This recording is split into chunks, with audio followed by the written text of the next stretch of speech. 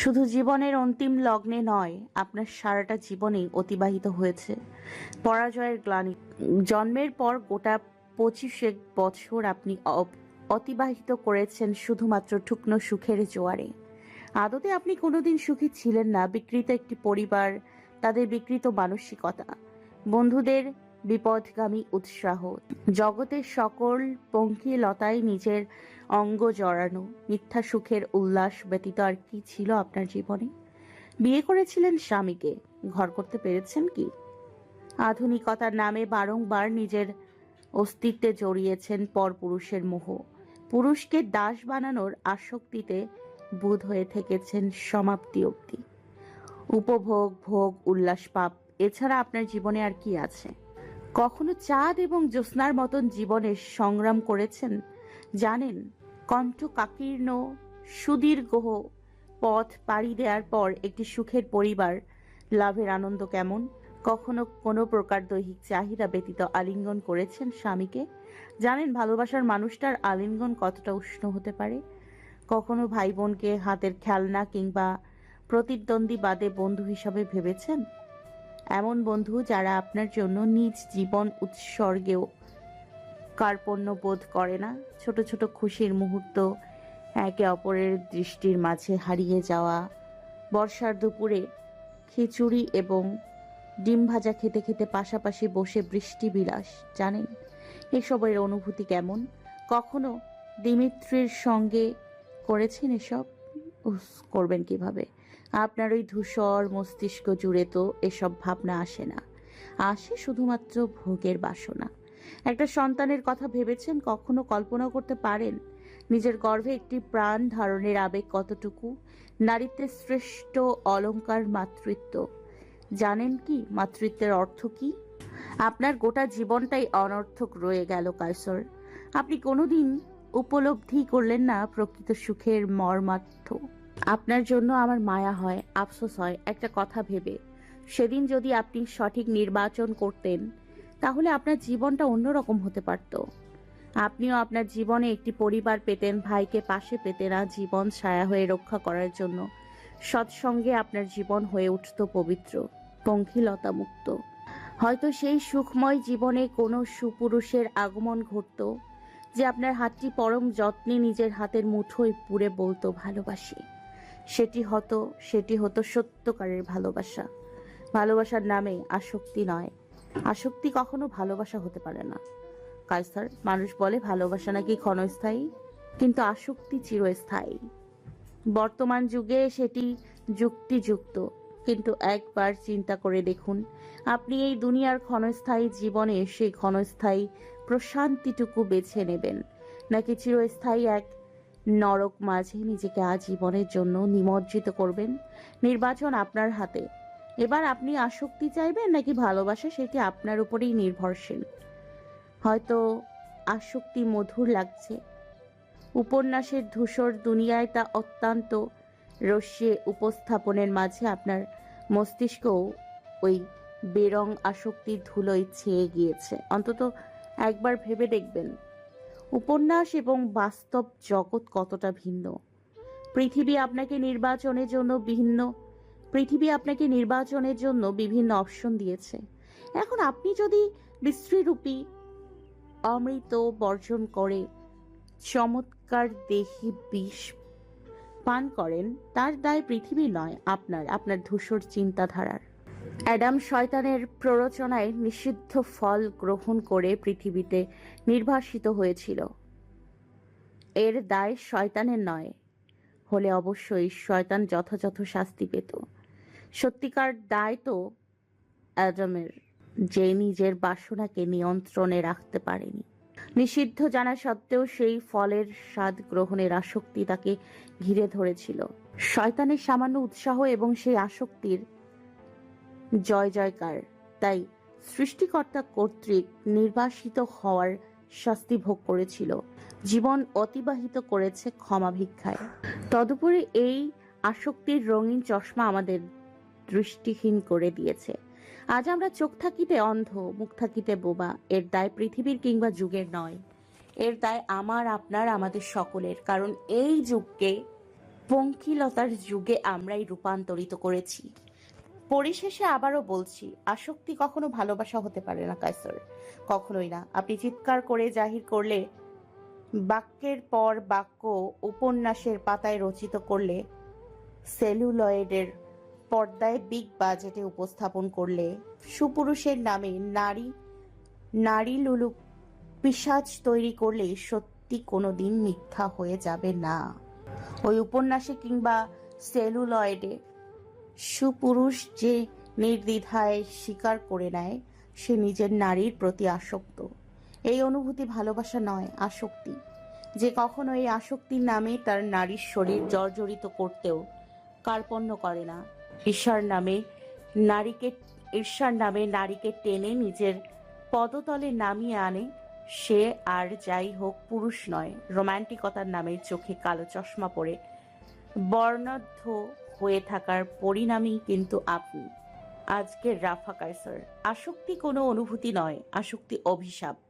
আপনি নির্বাচনে ভুল করেছেন কায়সার, এবং আপনার শোচনীয় পরাজয় ঘটেছে, এটাই চিরন্তন সত্যি। ইতি রোজা রেমান, চাঁদের একমাত্র জ্যোৎস্না। পুরো চিঠির স্থান হলো ফায়ারপ্লেসের লকলকে অগ্নিশিখার মাঝে। একটু একটু করে গ্রাস হলো তা। তার ছাইসমূহ যেন বায়ুতে মিলিয়ে পৌঁছালো নরকের ঠিকানায়, ঠিক যেখানে তার পৌঁছানোর কথা। পেরিয়েছে শরৎ এবং হেমন্ত, আরো একবার ধরিত্র জুড়ে শীতের আবহ, শুষ্ক পুরাতন পাতার আস্তরণে ঢাকা সড়কের ধার, বিল পুকুর টলটলে হিমেল পানে।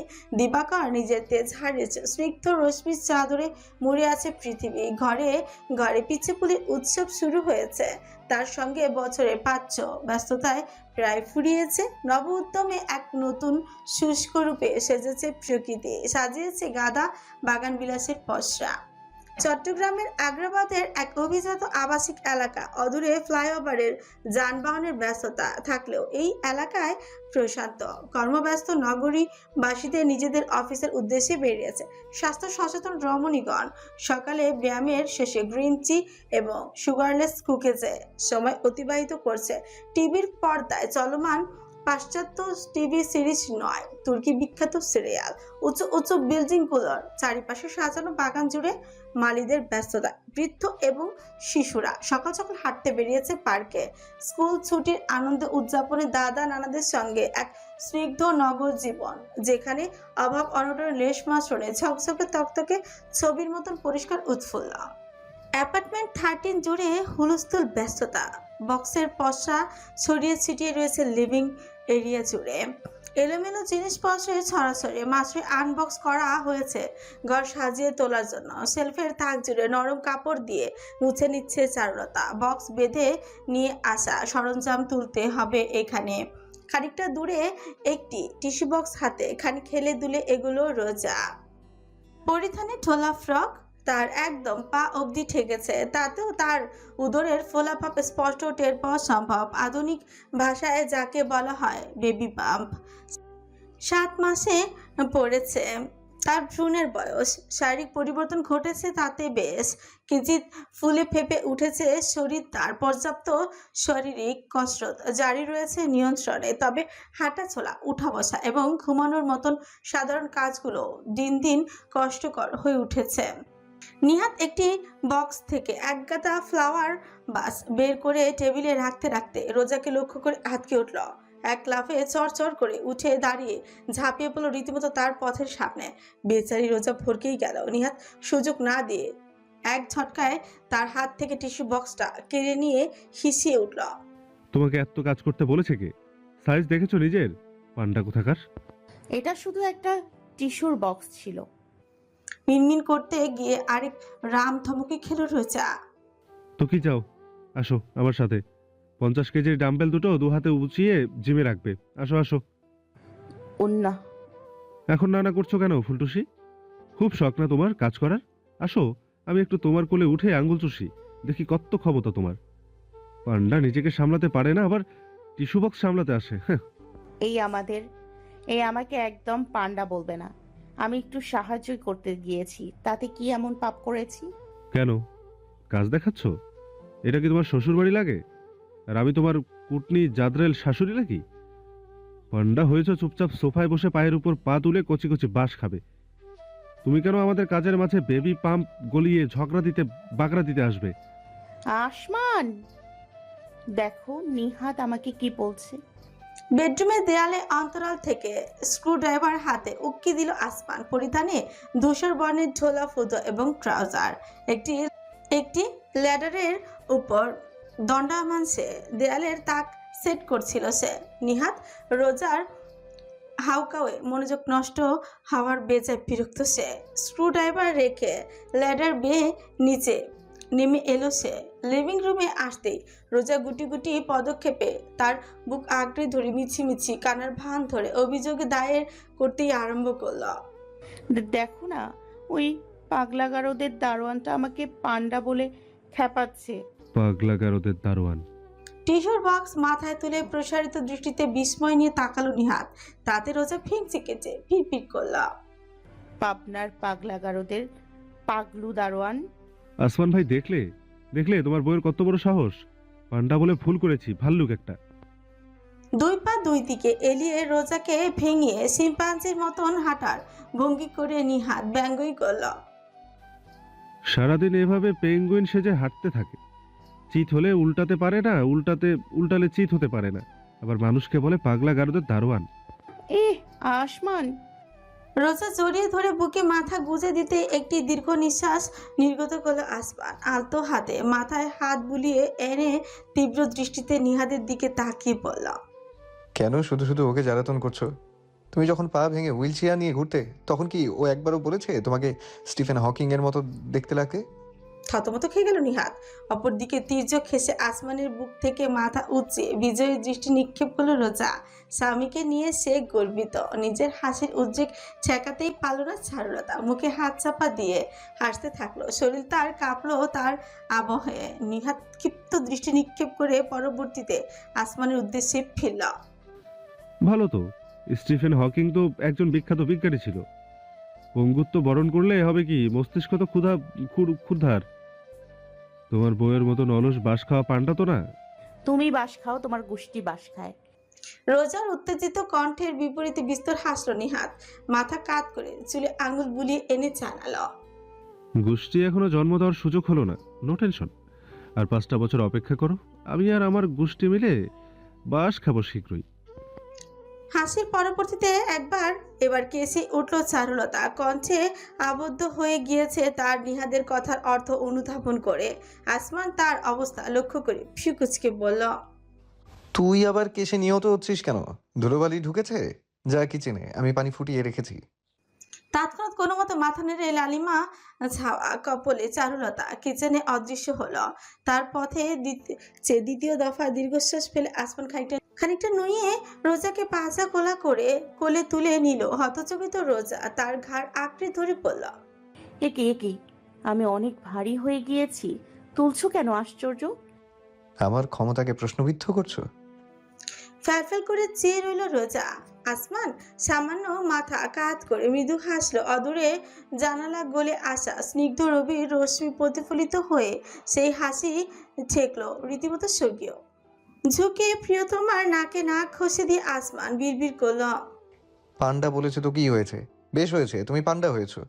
I love my panda very much. খিলখিল করে শিশুর ন্যায় হেসে উঠল রোজা। দৃশ্যটির দিকে চেয়ে মুগ্ধতা অনুভূত হলো নিহাত। কোমরে 2 হাত রেখে এক অসামান্য বিতৃষ্ণা ফুটিয়ে বলে বসল, ইয়াক, ক্রিঞ্জ, পুরো ক্লাস 8-এর নিব্বি। তার ভৎসনায় কোনো প্রকার ভ্রুক্ষেপ না করে আসমান সাবধানে রোজাকে কিছুক্ষণ আগে চিকচাক করা সোফায় বসিয়ে দিল। অতঃপর পা দুখানা নিজের হাঁটুতে রেখে আঙুল টেনে দিতে দিতে বিড়বিড় করল, নিহাদ শুধু তোমার খেয়াল রাখতে চেয়েছিল রোজা। তোমার পর্যাপ্ত বিশ্রাম নেওয়া প্রয়োজন। সারা দিন তো শুয়ে বসেই থাকি, সামান্য একটা টিস্যুর বক্স সরিয়ে রাখছিলাম, তাতে কি এমন অনর্থ করে ফেলেছি? তোমরাও না এক একটা পেস। হাসলো আসমান। নিহাদও আপন মনে বিস্তর হেসে মাথা দুলিয়ে এগোলো। মেঝে থেকে জাম্বেল দুটো নিয়ে জিম রুমে রাখতে গেল। আসমান রোজার সামনে টেবিলে টেনে বসলো। অতঃপর তার গোলগাল উদরে নিজের 2 হাতে স্পর্শ করে মৃদুস্বর শুথল, না, সিরিয়াসলি, এখন কেমন বোধ করছো? খারাপ লাগছে? রোজা মাথা নাড়ল, আসমানের হাতের উপর নিজের একটি হাত স্থাপন করে জানালো, আমি একদম ঠিক আছি আসমান, চিন্তা করো না। দুঃখিত, চিন্তা না করে থাকা সম্ভব নয়। যতদিন অতিবাহিত হচ্ছে ততই উৎকণ্ঠা বাড়ছে। দুহাতের মাঝে আসমানের মুখ ধরে নিজের পানে ফেরালো রোজা, কোমল হাসি মাখা অধরে বিড়বিড় করল, যার তোমার মতন একজন স্বামী রয়েছে তার ক্ষতি হওয়ার কোনো আশঙ্কা নেই চাঁদ। তুমি নিশ্চিন্ত থাকো, খুব শীঘ্রই তোমার অংশ তোমার কোলের মাঝে খেলে বেড়াবে। এটা তোমার জ্যোৎস্নার ওয়াদা। অবশেষে প্রফুল্লতা ছইল আসমানের। আসমানের মুখ হবে ঝুঁকে তার কপালে ভালোবাসার চুমুন এঁকে দিল রোজা। স্নেহটুকু অতি আগ্রহ গ্রহণ করার পর অতর্কিতে কেঁপে উঠল আসমান। তার কৃষ্ণ গহ্বর খচিত দৃষ্টি জুড়ে এক উত্তেজনাকর ছিলিক খেলে গেল। দ্য বেবি, ইটস কিকিং রোজা। রোজা নিজেও অনুভব করছে তার অভ্যন্তরে বৃদ্ধি লাভ করতে থাকা অংশ নড়াচড়া আরম্ভ করেছে বহু পূর্বে, কিন্তু বাহ্যিকভাবে তা উপলব্ধি সম্ভব হতো না। বর্তমানে তা সম্ভব হচ্ছে প্রায়শই। যখনই আসমান সেই নড়াচড়া অনুভব করে তখনই ভীষণ উত্তেজিত হয়ে পড়ে। আজও তার ব্যতিক্রম ঘটল না। এক লহমায় রোজার উদরে কান ছেঁকিয়ে এক মনে শুনে গেল আসমান। অনুভব করলো তার অংশের মোলায়েম লাথি, দ্বিগুণ অনুভূতির প্রবাহ খেলে গেল তার সমস্ত অস্তিত্ব জুড়ে। তার কাণ্ড দেখে রোজা অতি যত্নে মাথায় হাত বুলিয়ে দিল। আসমান সামান্য গুঙিয়ে তার উদরে নিজের অধর স্পর্শ করে ফিসফিস করল, কবে আসবে তুমি পাপ্পা? তোমাকে একটা বার আলিঙ্গন করার বাসনায় আমার অন্তর ছটফট করে চলছে অংশ আমার। প্রতি উত্তর স্বরূপ নিজের অংশের ঘাত অনুভব করলো আবারও, আরো একবার হেসে ফেল আসমান। স্নেহের পরশে পরিপূর্ণ করে তুলল রোজার উদর। তার গর্ভে অবস্থানরত অংশকে প্রাণ ভরে অবলোকন করে গেল রোজা। অনুধাবন করলো সে আদতে কতটা সুখী। আপনাদের বেদের মেয়ে জ্যোৎস্না আমায় কথা দিয়েছে, আমার কাপ পিরিত শেষ হয়ে থাকলে একটু এদিকে আসুন। নিহাতের কথায় ছেদ পড়তেই আসমান সামান্য বিরক্ত বোধ করলো। নিহাত একটি উঁচু সেলফে টেনে আনছে, অনিচ্ছা সত্ত্বেও উঠে দাঁড়িয়ে এগুলো তাকে সাহায্য করার উদ্দেশ্যে। লিভিং রুমের পার্শ্ববর্তী রুমে সেটি স্থাপন করে হাত ছেড়ে সোজা হয়ে দাঁড়িয়ে আসমান জিজ্ঞেস করলাম, এই রুমটা কিসের? চারিদিকে নজর বুলিয়ে এলো সবার। বড়সড় একটি ডেস্ক, এক পাশে কম্পিউটার টেবিল, অপর পাশে কর্নার এবং শেলফ। একটি ছোট কাউচ রয়েছে। অন্যান্য সব রুমের তুলনায় এটি সর্বাধিক সাজানো গোছানো। রোজা লক্ষ্য করেছে ব্যাপারটা। নিহাতের চেহারা প্রস্ফুটিত খানিক লালচে লজ্জাপূর্ণ ভাব কারোরই দৃষ্টি এড়ালো না। গায়ে হাত তুলে সে জানালো, স্টাডি রুম। Study room? আসমানকে বিস্মিত দেখালো। মাথা কাত করে সে শুধল, তোমাকে তো এত কম্পিউটার বিষয়েও কাজ করতে দেখা যায় না, তার উপর স্টাডি রুম, ব্যাপারটা ঠিক হজম হচ্ছে না। তুমি 250 ডিগ্রি বেশি বোঝো আসমান ভাই। লজ্জা মিশ্রিত ক্রোধ প্রকাশ করে নিহাত দ্রুত পলায়ন করলো। জানে অধিক সময় নিজেকে স্থির রাখা সম্ভবপর হবে না। একে অপরের পানে তাকালো রোজা এবং আসমান। উভয় অধরে এক চিলতে হাসির রেখা। সত্যিটা দুজনে উপলব্ধি করতে সক্ষম। এই কক্ষ নিহাত চারুলতার জন্য সাজিয়েছে। বিগত মাসগুলো নিহাতের মাঝে ব্যাপক পরিবর্তন এসেছে। ঠিক স্বভাব চরিত্রের নয়, বরং অবস্থানে। ছন্নছাড়া বাউন চুলে ছেলেটি হঠাৎ করে ভবিষ্যৎ পরিকল্পনা আরম্ভ করেছে। নিজের বাইক রাইডিং কোম্পানির পাশাপাশি শোরুম বিজনেস শুরু করেছে। সঞ্চয়টুকু কাজে লাগিয়ে চট্টগ্রামের অভিজাত এলাকায় একটি অ্যাপার্টমেন্ট কিনেছে। বর্তমানে সেটি সাজিয়ে তোলার প্রক্রিয়া চলমান। তার সঙ্গে কিছুটা ইনভেস্টমেন্টও করেছে আসমানের পরামর্শ নিয়ে। ব্যাপারগুলো আপাত দৃষ্টিতে তেমন কিছু মনে না হলেও নিহাদের মতন এক মুক্ত বিহঙ্গের জন্য এইসব স্পষ্টতই অসংলগ্ন। রোজা এবং আসমান বুঝতে সক্ষম প্রস্তুতি নিচ্ছে সে ভবিষ্যতের। চারুলতা একজন ফ্রিল্যান্সার, প্রযুক্তিগত কার্যক্রম অত্যাধিক করতে হয় তাকে। তাই নিজের অ্যাপার্টমেন্টে তার জন্য আলাদা একটা কক্ষ রাখা নিহাদের পরিকল্পনাকারী মানসিকতারই পরিচয় দেয়। কিচেনে পানি পান করার পর কাউন্টারের উপর পা ঝুলিয়ে বসে একটি টিকটিকির দিকে চেয়ে আছে চারুলতা। প্রাণীটি প্রাণহীন, শুকিয়ে এসেছে শরীর। কেন যেন ওই নিথর পানে চেয়ে চারু কাউন্টার পরিষ্কার করার বদলে ভাবনায় হারিয়ে গিয়েছে। এই আঙ্গুলকে হীরক খচিত আংটিতে সজ্জিত করব, ততদিনে হয়তো এই দাগ থাকবে না, কিন্তু এতে জড়ানো হৃদয় নিংড়ানো আবেদনটুকু সত্যিকার বন্ধনে প্রজ্বলিত হবে। কথা দিচ্ছি, আমার তেঁতুল গাছের পেতনি। একটি দীর্ঘশ্বাস নির্গত হলো চারুর অধর বেয়ে। নিহাত কথা দিয়েছিল, সবকিছু রীতি ঘটলে সে না কেমন যেন বিষণ্ণ লাগছে। ছেলেটার মাথায় আসলে কি চলছে ইদানিং মনে হয় খানিক দায়িত্ব সচেতন হয়েছে সে। কয়েক মাস যাবত তার সঙ্গে সময় অতিবাহন ও হয়েছে খুব কম। অতঃপর ঢাকা ছেড়ে চট্টগ্রাম পাড়ি জমানো। নিহাত ভাবছেটা কি, অন্তর আনচান অনুভূতিতে পূর্ণ হয়ে উঠেছে। ছেলেটা নিজের কথা রাখার কোনো লক্ষণ এখনো পর্যন্ত দেখাচ্ছে না। আর কত অপেক্ষা করা সম্ভব? আত্মসম্মান বিসর্জন দিয়ে তার সামনে অনুভূতির দাবি নিয়ে দাঁড়ানো ও সম্ভব নয় চারুর পক্ষে। অভিমান জমেছে হৃদয়ের কোণে। পানি পান করছো নাকি ওতে গোসল করছো? কণ্ঠটি চারুলতাকে মুহূর্তেই বাস্তবে চেনে আনলো। মাথা ঘুরিয়ে তাকাতেই নিহাতকে উক্কি দিতে লক্ষ্য করলো। কাউন্টার থেকে লাফিয়ে নামলো। জবাব দেওয়ার আগ্রহ প্রদর্শন করলো না সুদর্শনা। তাতে নিহাত বুকে দুবাহু ভাঁজ করে এগুলো চেহারায় গাম্ভীর্যপূর্ণ ভাব ধরে রেখে জিজ্ঞেস করলো, ব্যাপার কি? ভাঙা রেডিওর মতন বাঁচতে থাকা পেতনি এসে থেকে দেখছি বোবা হয়ে আছে। তোমার ভোকাল কার্ডে ঠান্ডা পড়েছে? জবাব এলো না। চারু শুধু থর উল্টে এক অবধ প্রতিক্রিয়া দেখালো। তাতে তার নিকটে এগিয়ে নিহাত মাথা কাত করে বলল, বেটে মানুষের এই সমস্যা, পান থেকে চুন খসলেই বোমা হয়ে বসে থাকে। সমস্যা কি?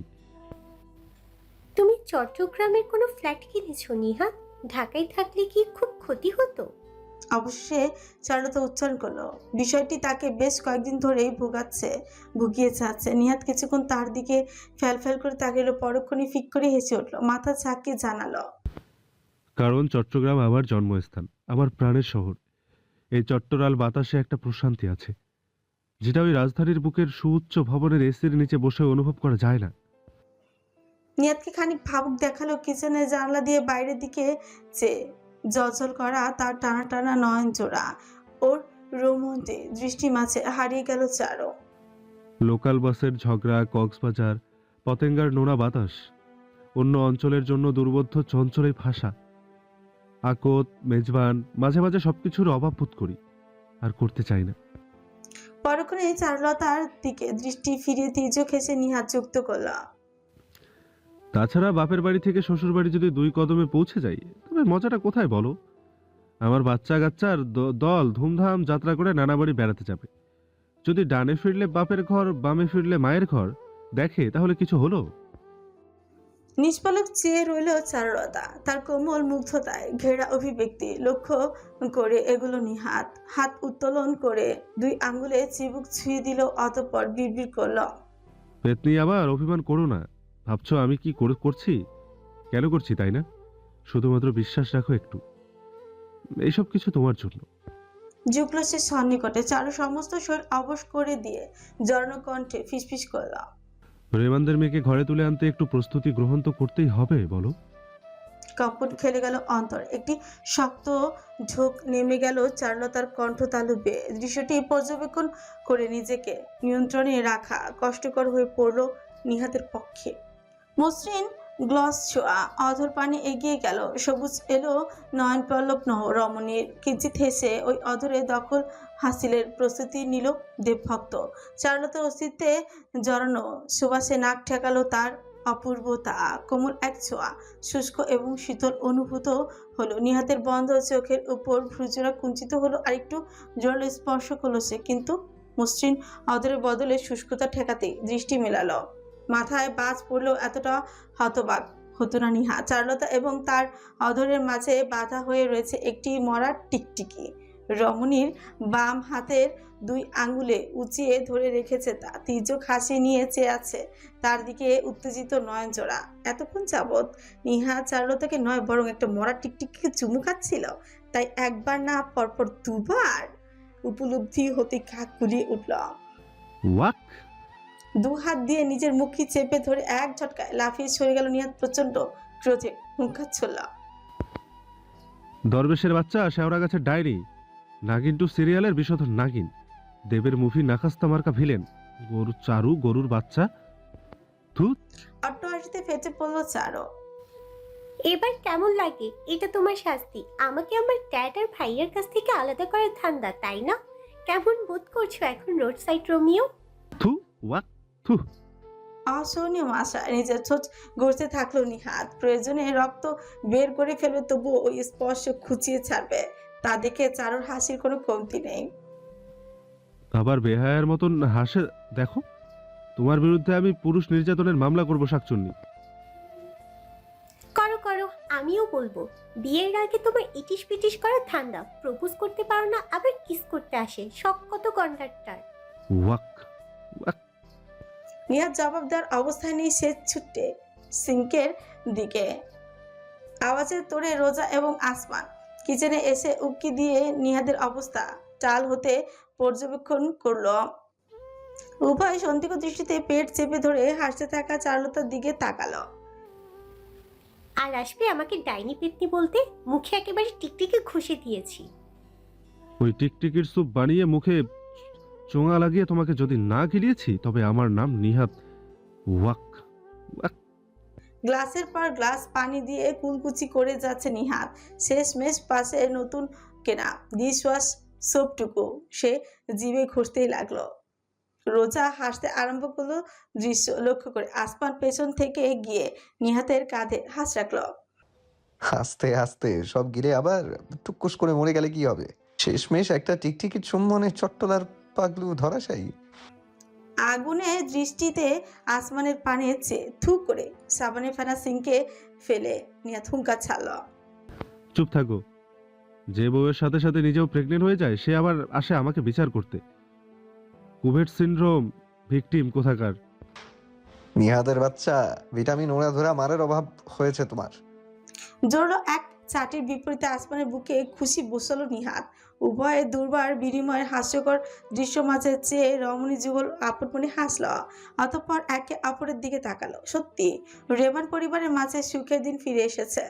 যাই ঘটুক না কেন, ভবিষ্যতে মোকাবেলা করবে তারা, একসঙ্গে বজায় রাখবে এই সুখের প্রবাহ আজীবন।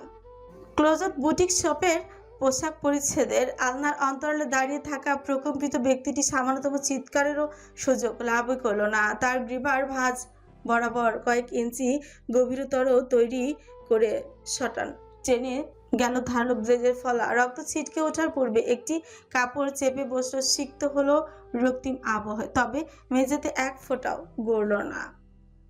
আলতোভাবে নিথর দেহটি মেঝেতে শুইয়ে রাখলো আসমান। অতি দ্রুত হাতের ব্ল্যাক রাবার গ্লাভস এবং ব্লেজ একটি প্যাকেটে ভরল। কেশরাশির মাঝে আঙুল চালিয়ে দীর্ঘ প্রশ্বাস টেনে স্বাভাবিক করলো নিজেকে। অতঃপর পদশব্দ কানে এলো দ্রুতই। ফিরে তাকিয়ে হাবিবের ছায়ামূর্তি প্রবেশ করতে দেখলো অভ্যন্তরে।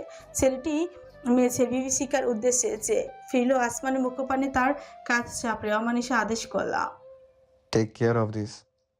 হাবিব নিঃশব্দে মাথা দুলিয়ে সম্মতি জানালো। তা লক্ষ্য করে পালচা মাথা হেলিয়ে আসমান এগোলো। বেরিয়ে এলো বুটিক শপের বাইরে। তাকে দেখলো উপলব্ধির জো নেই। এইমাত্র কাউকে এসে খুন করে এসেছে সে। একটি বুটিক জোন, অভিজাত হাওয়ায় মানুষের ভিড় নেই বললেই চলে। আরামদায়ক পরিবেশ এবং শান্তিপ্রিয় আবহাওয়া, মনোমুগ্ধকর সচ্ছল উচ্চবিত্ত মানুষগুলোর পছন্দসই দ্রব্য সামগ্রী ক্রয়, এমন প্রশান্ত প্রস্তুতি প্রাধান্য দিয়ে থাকে আশেপাশে।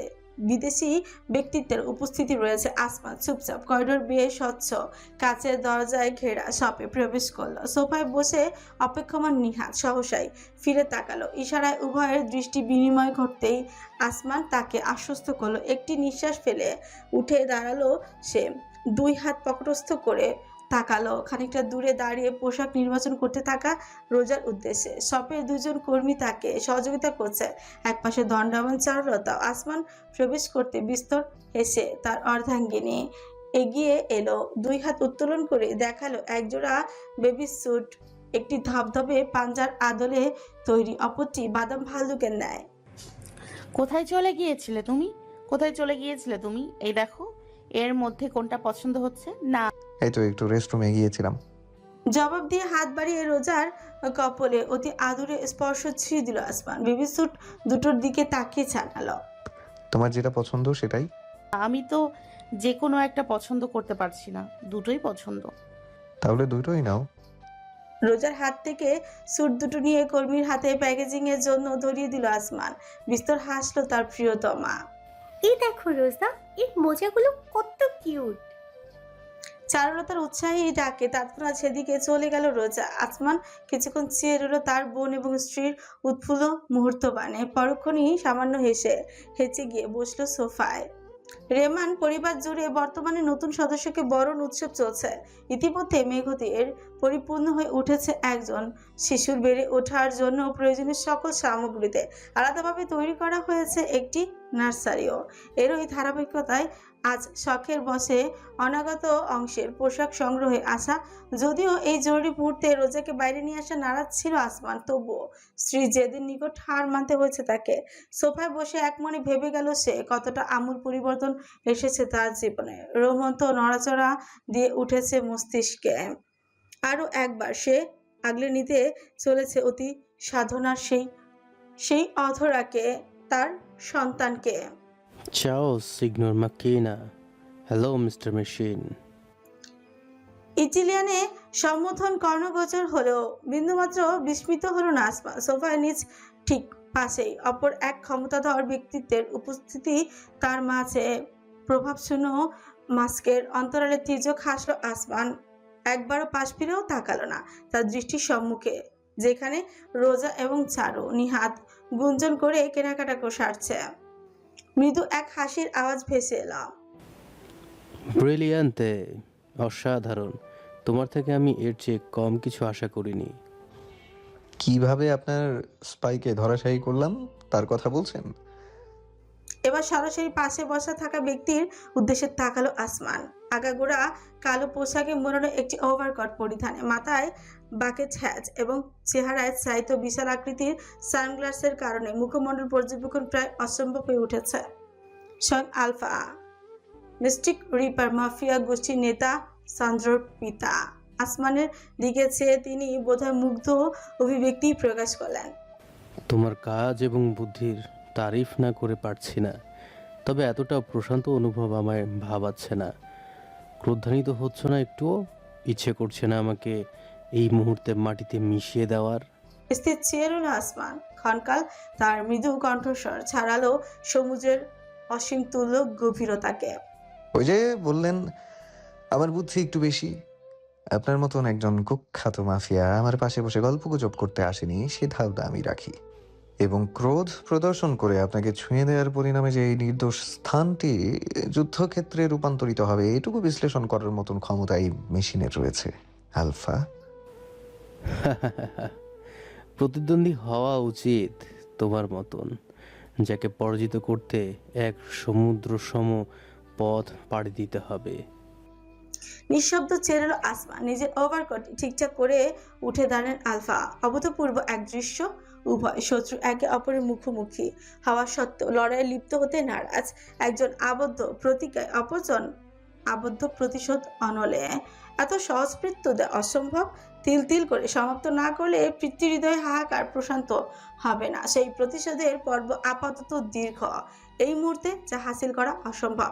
সানগ্লাসের অন্তরালে নয়ন তুলে আলফা খানিক দূরের ছোট্ট সুখের পরিবারটির দিকে তাকালেন।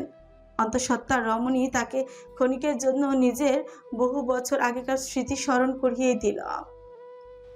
সর্বপ্রথম একটি চোখ উঁচিয়ে তুলব, অতঃপর উত্তপ্ত সীসায় তা চোঁবাবো। অপর চোখ তখন শুধু অসহায় চেয়ে চেয়ে অবলোকন করবে দৃশ্যটি। চিন্তা নেই, খুব বেশিক্ষণ যন্ত্রণা হবে না। দ্রুতই তপ্ত সীসা গলিয়ে ফেলবে তার অভ্যন্তরের রেটিনা হতে আরম্ভ করে সূক্ষ্ম নার্ভ অব্দি। তরল মুজধারা হয়ে তা বইতে থাকবে কপাল বেয়ে।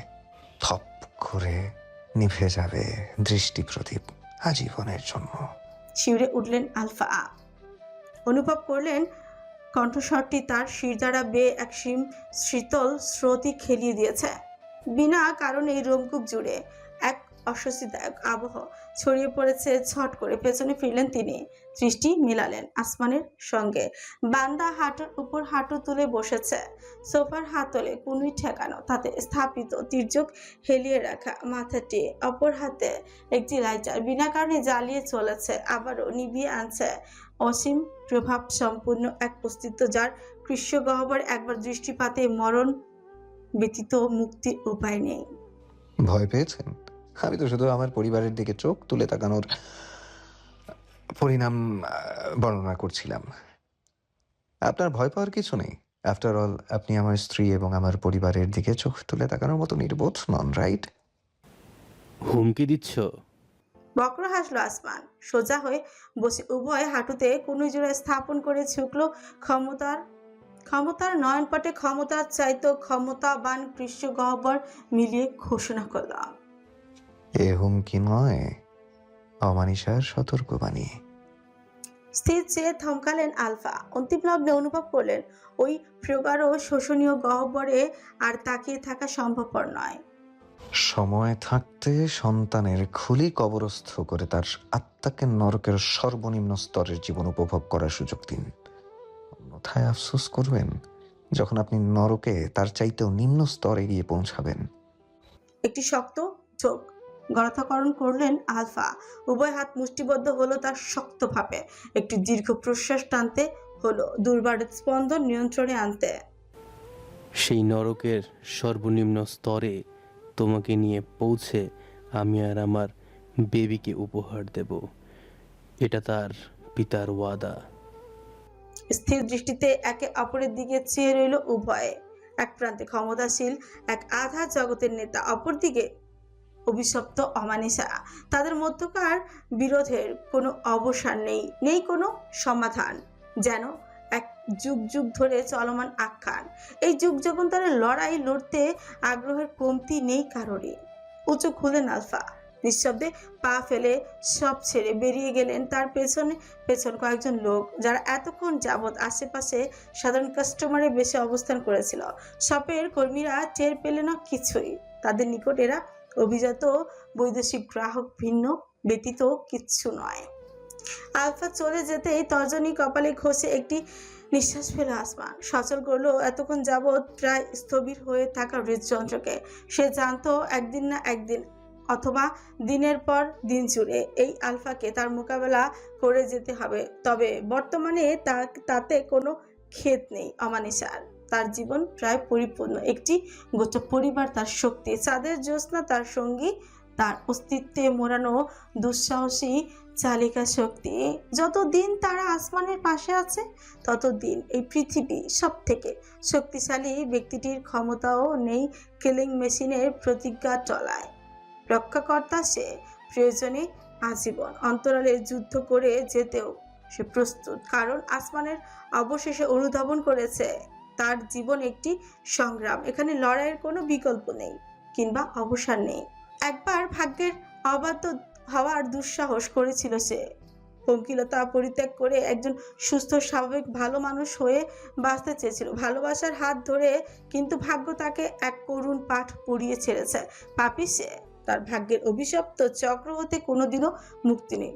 যতবার সে অভিশাপকে উপেক্ষা করতে চেয়েছে ততবার মুখ থুবড়ে পড়েছে। এই অমানিসায় ঘেরা জগতে যে একবার প্রবেশ করে তার বেরিয়ে আসার কোনো সুযোগ নেই। বাঁচতে হলে আপন অন্তরের পঙ্কিলতা নিয়েই বেঁচে থাকতে হবে।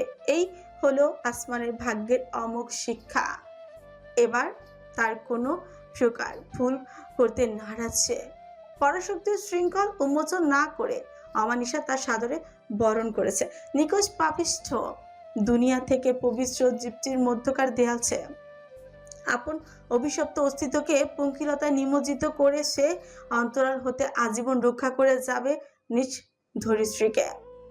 এবার আসমান ভাগ্যকে উপেক্ষার মতন বোকামি করবে না। স্বাভাবিক জীবন লাভ সম্ভব নয়। অমানিসার বিনাশক সে গুপ্ত ঘাতক বিভীষিকার। আসমান দা কিলিং মেশিন, এই তার দুর্বোধ্য পরিচয়।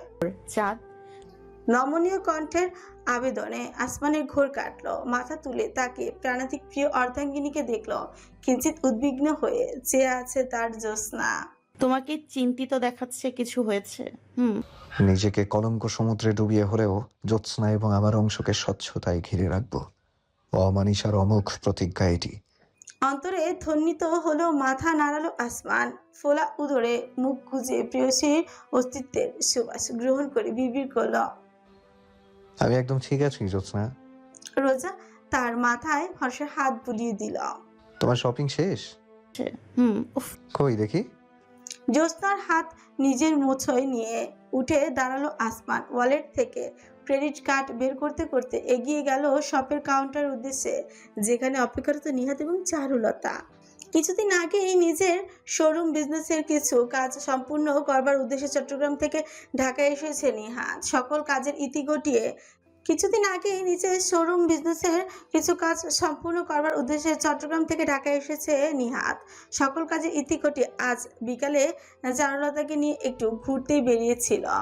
এখন রাত প্রায় 9টা বেজে এসেছে। মেঘতীরের ডিনারের ব্যবস্থা করা হয়েছে। বিলাল রেহমান ইতিমধ্যে বার কয়েক ফোন দিয়েছেন তাদের দ্রুত ফিরে আসতে। মাত্রই নিহাদের বাইক ঢুকলো লনে, এগুলো গ্যারেজের উদ্দেশ্যে।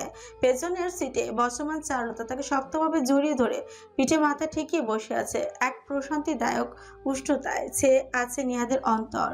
স্পন্দন তার বিনা কারণে সীমা লঙ্ঘন করেছে। ঠিক বিনা কারণে নয় অবশ্য, তার জীবনের সব থেকে গুরুত্বপূর্ণ মুহূর্ত আসন্ন। গ্যারেজে বাইক পার করে নেমে এলো নিহাত। হেলমেট খুলে মাথার চুলে আঙুল বুলিয়ে আনলো।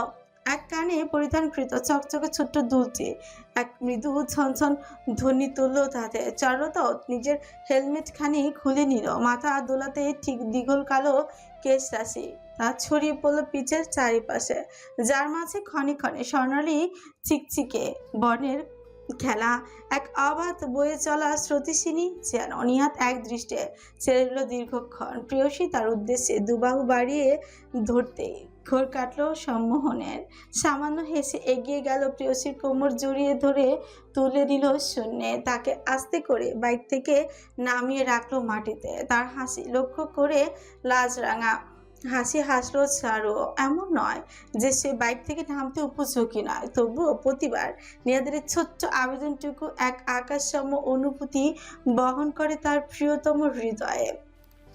এত বড় ধাড়ি বেটি হয়েছে, এখনো বাইক থেকে নামতে পারে না, ঢং। নিহাত ভেঙচি কাটতে চারু কুচকে পাল্টা জবাব দিল।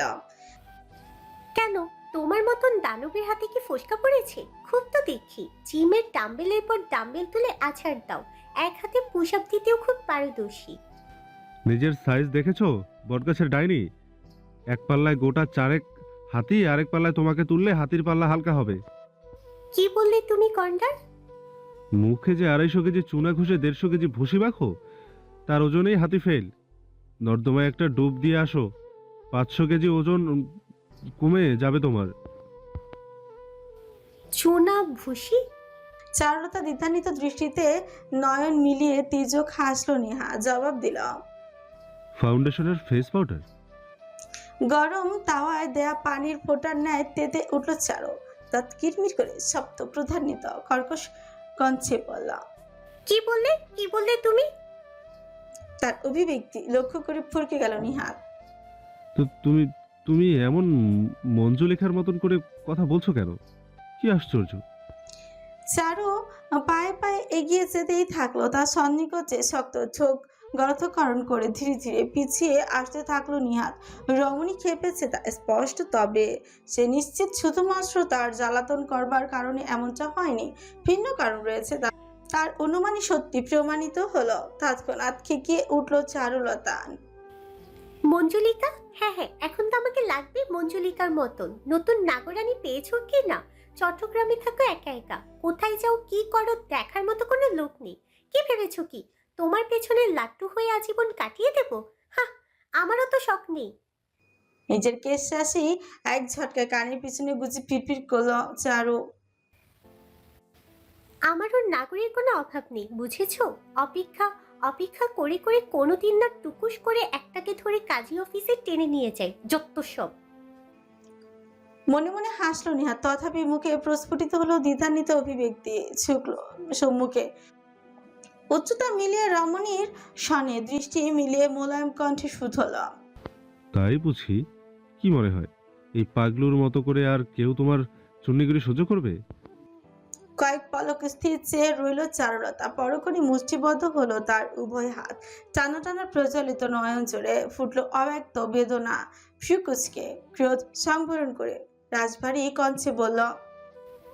পুরুষ মানুষ আসলেই নির্বোধ।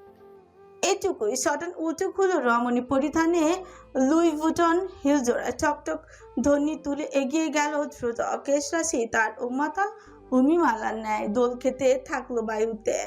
অতর্কিতে ঘটল ঘটনাটি। নিজের হাতের কবজিতে জোরালো এক টান অনুভব হতে ঘুরে দাঁড়াতে বাধ্য হলো চারুতা। দীর্ঘ চুলের রাশি উড়ে এসে তার দৃষ্টিশক্তি আড়াল করে ফেললো মুহূর্তের জন্য। আফসানা রেমান চারুলতা। হৃদস্পন্দন থমকে গেল। সম্পূর্ণ অসম্ভব অনুভূতি সম্পূর্ণ কণ্ঠ জুড়ে পূর্ণ নামটি শোনালো স্বর্গীয় সুধার মতন। হাতের আঙ্গুলে মুখের সামনে চলে আসা চুলগুলো গোছা সরিয়ে চারু স্তব্ধ হয়ে গেল। নয়নজোড়া তার প্রসারিত হলো চিরবিস্ময়ে। নিহাত এক হাঁটু ভাঁজ করে নতজানু হয়েছে তার সামনে।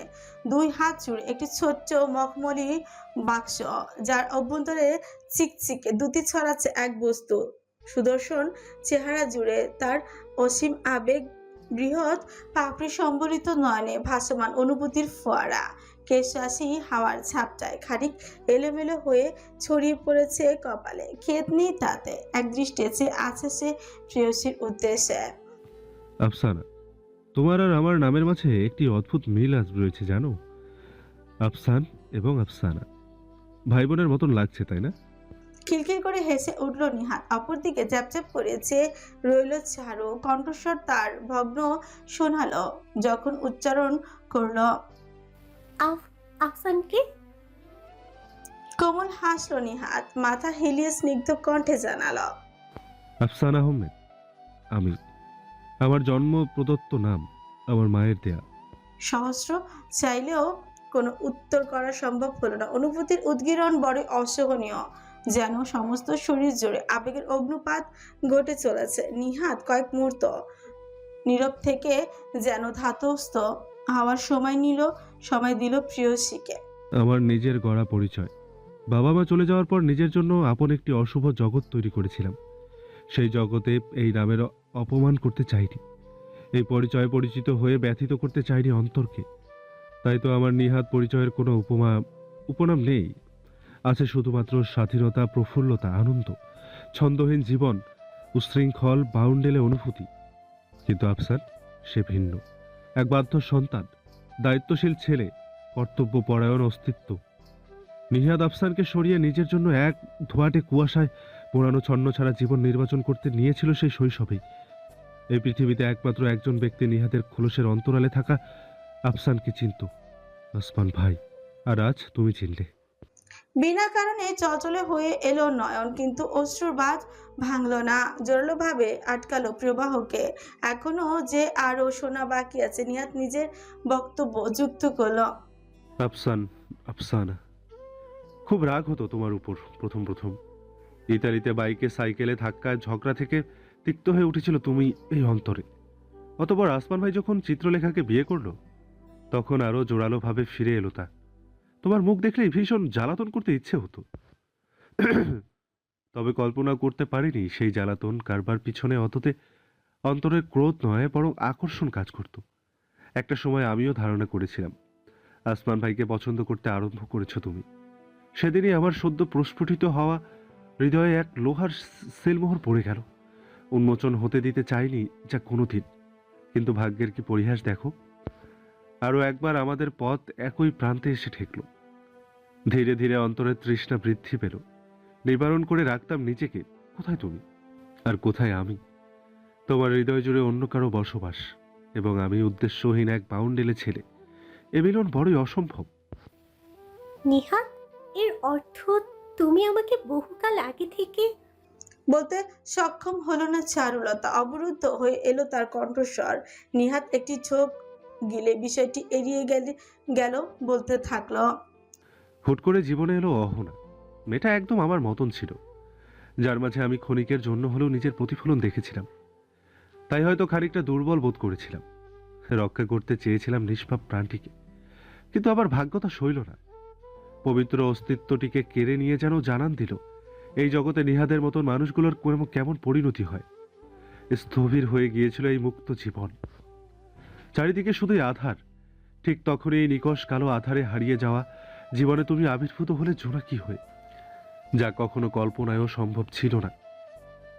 তাই সংঘটিত হলো। তোমার অনুভূতির জলোচ্ছ্বাস আমার জীবন তরীকে ভাসিয়ে নিয়ে গেল উত্তাল ভালোবাসার সমুদ্রে। যে ঝড়ে আলিঙ্গন রয়েছে আমার ধ্বংস। নিস্তার নেই, নেই কোনো মুক্তি। আমি চাইও না, নেহাত হোক কিংবা আফসান। সরাসরি তাকালো নিহাত চারুলতার নয়ন পানে। তোমার অনুভবের ঘূর্ণিপাকে তলিয়ে যাকে ছন্ন ছাড়া অস্তিত্ব। মুক্তি ঘটক এক উদ্দেশ্যহীন বিহঙ্গের। কয়েক সেকেন্ড বিরতির অতঃপর অন্তরে প্রকম্পন তুলে ধ্বনিত হলো। এই উদ্দেশ্যহীন বিহঙ্গের একমাত্র উদ্দেশ্য তুমি, আমার হৃদয় সিংহাসনের অধিকারিণী আফসানা। ভেঙে এলো চারুর শরীর। ইচ্ছে হলো হাঁটু মুড়ে বসে পড়ে তৎক্ষণাৎ উজাড় করে দেয় নিজেকে ওই বিহঙ্গের আলিঙ্গনের মাঝে। তবু নিজেকে নিবারণ করলো আর সামান্যতম অপেক্ষা অন্তিম লগ্নের। তুমি কি আজীবনের জন্য এই চট্টলার পাগলুর সঙ্গে বাধা পড়তে ইচ্ছুক? বিষাক্ত প্রেম আমার। স্তব্ধ হয়ে সামনে এক হাঁটু ভাঁজ করে বসে থাকা নিহাদের দিকে নিষ্পলক চেয়ে রইল চারুলতা। অন্তরে কেমন অনুভূতি হচ্ছে বিশ্লেষণ করা দুষ্কর। নিজের সমস্ত অস্তিত্ব যেন আজ তার লুটিয়েছে ওই সুদর্শন পুরুষটির মাঝে। বয়সের ব্যবধান, চিন্তাধারা পার্থক্য বা অঞ্চলে বৈশিষ্ট্য কিংবা আত্মঘৃণিত কার্যক্রম কোনো কিছুই তাদের মাঝে বাধা হয়ে দাঁড়াতে পারেনি। অবশেষে কি চারুলতার জীবনের উপন্যাসেও হ্যাপি এন্ডিং লিখিত হতে চলেছে? বুক ধরে এলো, মনে হলো এই বুঝি অবশ্যই লুটিয়ে পড়ে আবেগের তাড়নায়। তবুও চারুলতা স্থির দাঁড়িয়ে রইল, চাইল প্রিয়তমর উদ্দেশ্যে। দুহাতে ছোট্ট মখমলি বাক্সের মাঝে কোনো বাঁধার আংটি নেই, তার বদলে রয়েছে সিলভারের চাকচিক্যময় একটি চাবির রিং।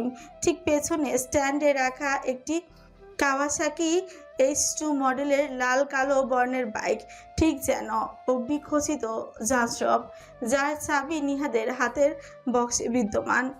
গ্যারেজের পূর্ব থেকেই সবকিছু প্রস্তুত রেখেছিল সে, অর্থাৎ এই পরিকল্পনা দীর্ঘদিনের। নিহাদের গাঢ় অনুভূতি সম্পূর্ণ দৃষ্টি মিলিয়ে চারুলতা বিড়বিড় করল। জুনিয়র।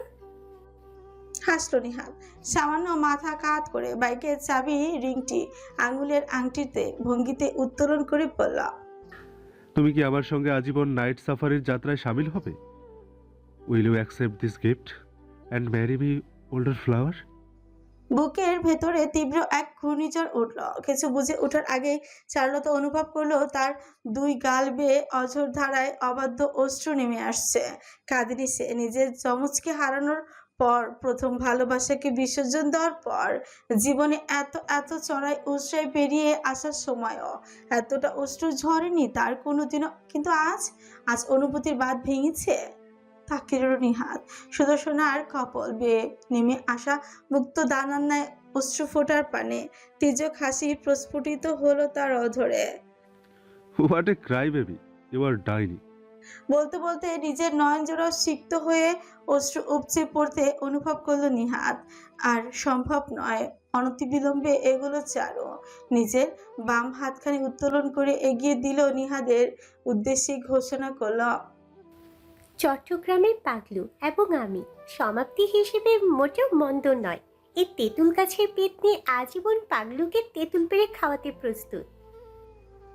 উভয়ের অদরে ফুটলো হাসির ধারা, অশ্রু সিক্ত সুখের হাসি। চাবির রিংটি নিহাত আংটির ভঙ্গিতে চারুলতার অনামিকায় পরিয়ে দিল, নিজের অধরে তুলে স্নেহের পরশ আঁকলো হাতের পিছে।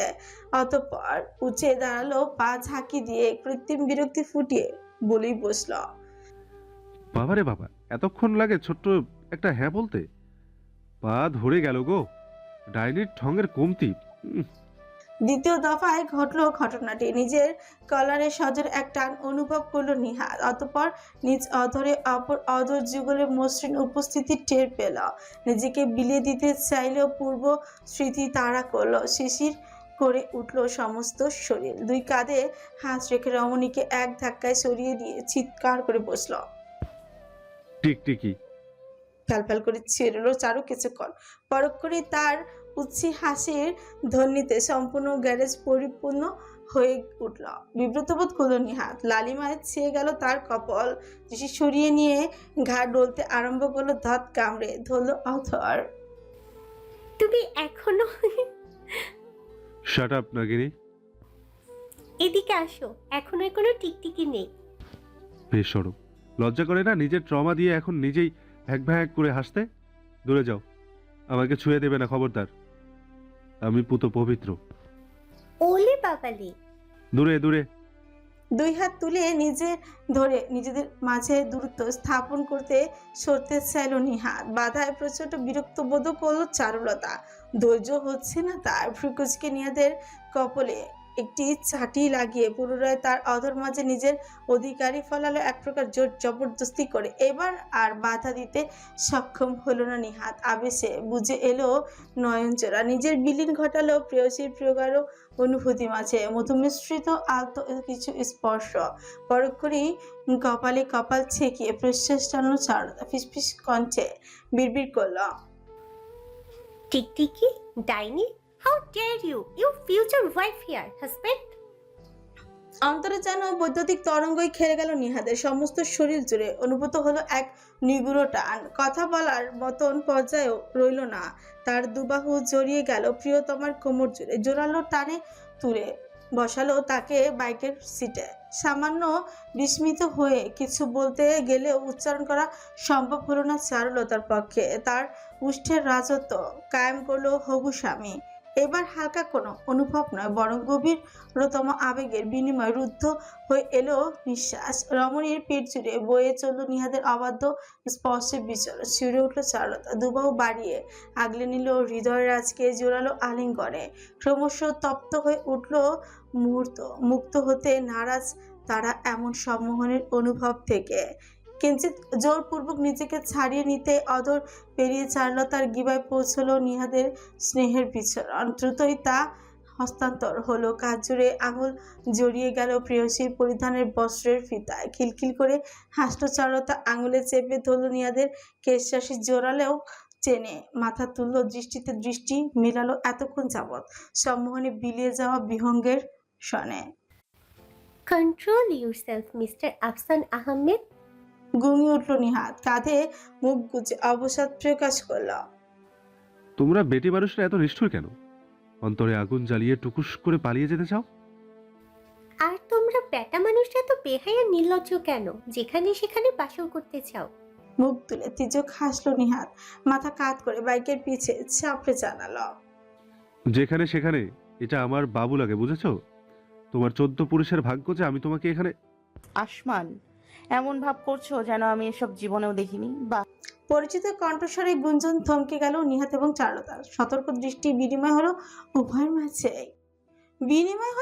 মাঝে। তারপরে এক ঝটকায় নিজেদের কাছ থেকে সরে গেল। বাইক থেকে লাফিয়ে নেমে চারু গটগটি এগুলো অনুসরণে নিহাত। গ্যারেজের দেয়ালের ওপাশে আসতে নজর এলো দৃশ্যটি। থামের অন্তরালে দণ্ডায়মান রোচা, তার দুই নয়নে আঙ্গুলের অন্তরালে ঢেকে রেখেছে আসমান। নিহাত এবং চারুলতা দৃশ্যমান হতেই থমকে গেল সে। ছোট করে হাত সরিয়ে নিয়ে শটান উঁচু ফিরল, সামান্য কেসে শুধল, হয়ে গেছে। আসমান ভাই, তুমি কথা দিয়েছিলে ও কিছু কি দেবে না?